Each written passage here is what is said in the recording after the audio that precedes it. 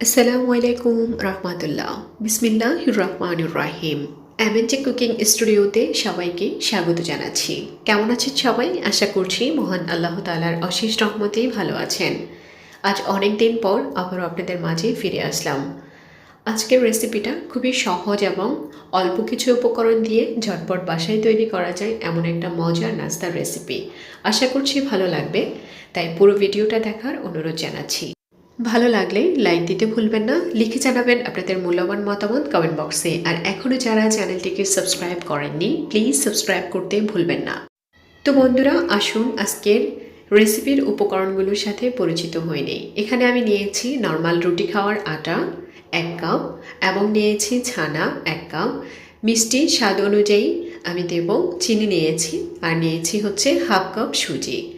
Liquid হিসাবে আমি নিয়েছি মিল্ক, একটা ডিম লাগবে, বেকিং পাউডার লাগবে, সামান্য পরিমাণ লবণ লাগবে স্বাদের ব্যালেন্সটা ভালো রাখার জন্য, আর একটুখানি অলিভ অয়েল লাগবে। অলিভ অয়েলটা আপনারা স্ট্রিপ করতে পারেন। হাতের কাছে থাকলে 1 চা চামচ ঘিও আপনারা অ্যাড করতে পারেন সুন্দর একটা ফ্লেভারের জন্য। আর লাগবে একটা মিক্সিং বোল। এখন এক এক করে প্রত্যেকটা উপকরণ মিশিয়ে নেওয়ার পালা। প্রথমে আমি দিয়ে দিচ্ছি ফ্রেশ সানা। এখানে আমি 1 কাপ, চায়ের কাপে 1 কাপ সানা নিয়েছি, আর দিয়ে দিচ্ছি একটা ডিম। দেন আমি দিয়ে দিচ্ছি স্বাদ অনুযায়ী চিনি। চিনির পরিমাণটা আপনাদের যার যেমন পছন্দ খেতে ঠিক তেমনটাই দিবেন। এই পর্যায়ে আমি দিয়ে দিচ্ছি সামান্য পরিমাণ লবণ। লবণের ব্যাপারে একটু বলে নিচ্ছি, আমরা যারা নতুন রাঁধুনি অবশ্যই প্রথমে লবণটা একটু কম দিবেন, প্রয়োজনে আর একটু বাড়িয়ে দিতে পারেন। এই পর্যায়ে আমি দিয়ে দিচ্ছি মিল্ক। দেন আমি একটা ফগের সাহায্যে একটু মিশিয়ে নিচ্ছি।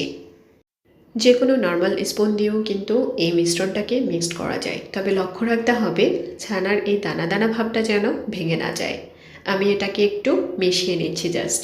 দেন আমি অন্য উপকরণগুলো দিয়ে দেব। এই পর্যায়ে আমি দিয়ে দিচ্ছি সেমোলিনা অথবা সুজি।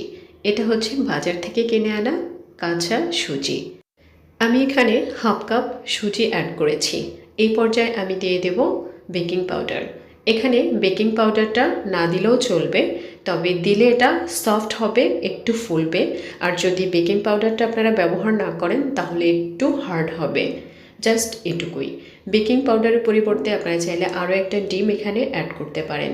আমি 1/2 চা চামচ বেকিং পাউডার দিয়ে এই পর্যায়ে দিয়ে দিয়েছি 1 কাপ নর্মাল রুটি তৈরি করার আটা। এই পর্যায়ে দিয়ে দিচ্ছি 1 টেবিল চামচ অলিভ অয়েল। অলিভ অয়েলের পরিবর্তে আমি আবারও বলছি বাটার অথবা ঘিটা দিতে পারেন, বা না দিলেও চলবে। তো বন্ধুরা, এই পর্যায়ে কিন্তু মিক্সচারটা একটু হার্ড হয়ে গিয়েছে। আমি একটু একটু করে মিক্সচারটাকে প্রপার টেক্সচারে আনার জন্য মিল্ক অ্যাড করে নিচ্ছি। আর কিছুদিন পরেই পবিত্র মাহে রমজান চলে আসবে।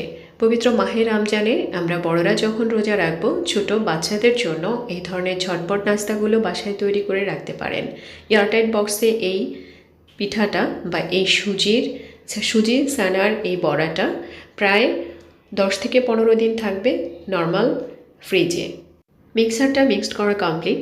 এই পর্যায়ে হাতে সময় থাকলে 10 থেকে 15 মিনিট রেখে দিতে পারেন রেস্ট হওয়ার জন্য। যেহেতু এখানে সুজি দেওয়া আছে, তাই ব্যাটারটা বা মিক্সারটা খুব ভালোভাবে মিক্সড হয়ে যাবে।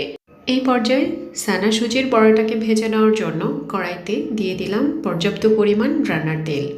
তেলটাকে হালকা একটু গরম করে দেন এই পর্যায়ে হাতের সাহায্যে একটু একটু করে মিক্সারটাকে বলের আকৃতি দেওয়ার চেষ্টা করছি। তো বন্ধুরা, এটা নির্দিষ্ট কোনো আকার দেওয়ার সম্ভব না, যেহেতু খুবই সফট। আর আপনারা যদি শুধুমাত্র ডিম দিয়ে করেন তাহলে কিন্তু এতটা সফট হবে না। যাই হোক, আমি চামচের সাহায্যে দুপাশটা একটু ভেজে নিচ্ছি। হালকা ব্রাউন কালার করে ভেজে নেব। আর অবশ্যই লক্ষ্য রাখবেন চুলার আঁচটা যেন খুব বেশি হাইতে না থাকে। মিডিয়াম লোতে রেখে বা একদমই লোতে রেখে একটু একটু করে গোল্ডেন ব্রাউন করে ভেজে নেব এই সানা সুজির বড়াগুলোকে। হয়ে যাওয়ার এই পর্যায়ে আমি চামচের সাহায্যে চেপে চেপে এক্সট্রা অয়েলটাকে ঝরিয়ে দিয়েছি। এই পিঠাগুলো হতে খুব বেশি একটা সময় লাগে না। আমি এক পর্যায়ে উঠিয়ে আবারও দিয়ে দিচ্ছি। এভাবে তৈরি করে নেব সম্পূর্ণগুলো। তো বন্ধুরা, অবশ্যই বাসায় তৈরি করবেন ঝটপটেই বিকালের নাস্তাটা। ভালো লাগলে অবশ্যই কমেন্ট বক্সে লিখে জানাবেন আপনাদের মূল্যবান মতামত। এমন মজার মজার ভিডিও দেখতে হলে MNJ কুকিং স্টুডিও ডেসক্রিপশন বক্সটা চেক করতে ভুলবেন না। আমি চেষ্টা করব MNJ কুকিং স্টুডিওতে তৈরি করা আরও মজার মজার সহজ কিছু রেসিপির লিঙ্ক ডেসক্রিপশন বক্সে দিয়ে দিতে। সানা সুজির বড়াটার টেস্টটা ছিল খুবই অতুলনীয়। উপরের লেয়ারটা ছিল ক্রিস্পি এবং ভেতরটা ছিল খুবই সফট। আর এটা ছিল প্রথম যেদিন আমি তৈরি করেছি সেই মুহূর্তটা। এটা একটু হার্ড হয়েছে, খেতে খুবই মজার ছিল। তো বন্ধুরা, আপনারা বেকিং পাউডার ছাড়াও তৈরি করতে পারেন শুধুমাত্র ডিম দিয়ে। আর এতক্ষণ সাথে থাকার জন্য আপনাদের মূল্যবান সময় নিয়ে অনেক অনেক ধন্যবাদ জানাচ্ছি। ভালো থাকবেন সবাই। আবারও কথা হবে অন্য কোনো এপিসোডে। চেষ্টা করব সহজ এবং সুন্দর কিছু রেসিপি নিয়ে আপনাদের মাঝে হাজির হওয়ার জন্য।